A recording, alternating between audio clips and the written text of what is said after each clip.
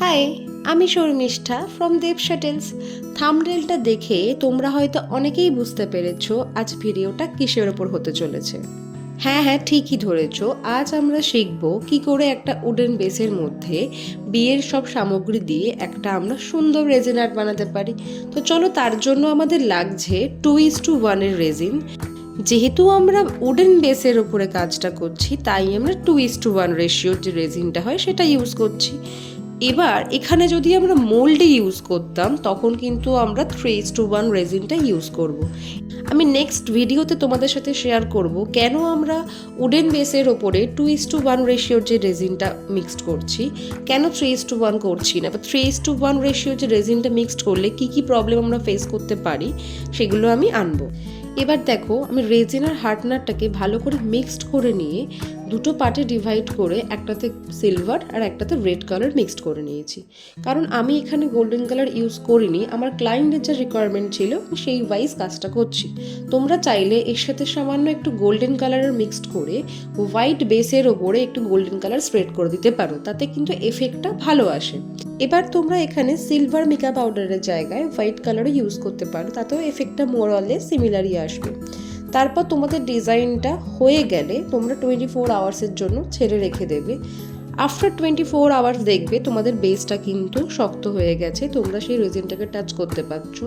তারপরে আমার যা যা বিয়ের জিনিসপত্র আমার ক্লায়েন্ট আমাকে দিয়েছিল প্রিজার্ভ করার জন্য, আমি একে একে সেগুলো প্লেস করে নিয়েছি। ফাইনালি প্লেস করার আগে তোমরা রাফলি একবার দেখে নিও কোথায় কোনটা বসালে তোমাদের ঠিকঠাক করে ফ্রেমটা দেখতে ভালো লাগছে। আমি সেটা করেছিলাম, এই ভিডিওতে সেটা অ্যাড করা হয়নি।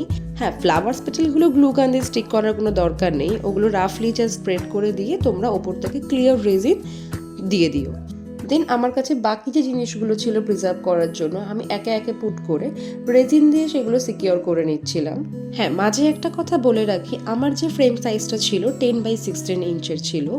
তোমরা তোমাদের মতো করে কাস্টমাইজ করতে পারো। আমাকে যখন আমার ক্লায়েন্ট জিনিসপত্রগুলো পাঠিয়েছিল সেটা দেখে আমি বলেছিলাম এই সাইজের ফ্রেমের মধ্যে সব কিছু চলে আসবে, তো সেটাতেই ডান করে দিয়েছিল।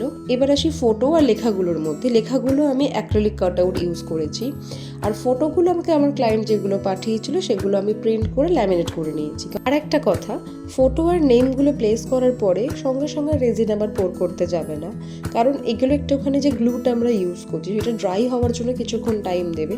কারণ রেজিন ইউজ করলে অনেক সময় হিটেন আপ হয়ে গিয়ে না ওগুলো এলোমেলো হয়ে যেতে পারে। আবার আমি কিছুক্ষণ হয়তো আধা ঘন্টা থেকে 1 ঘন্টা মতো ছেড়ে রেখে দিয়েছিলাম, তারপর আবার সেই 2:1 রেশিওর যে রেজিনটা ছিল সেটা ভালো করে আমি মিক্সড করে নিয়ে আমার ফ্রেমটার মধ্যে স্প্রেড করে দিয়েছিলাম। এইবার আসছে ফাইনাল টাচ, যেখানে তোমাকে দেখতে হবে ফ্রেমের প্রতিটা কর্নারে যেন রেজিনের ইকুয়ালি কোটিং থাকে, কারণ যদি এই জিনিসটা ইকুয়াল না হয় ফ্রেমটা কিন্তু দেখতে একদম ভালো লাগবে না।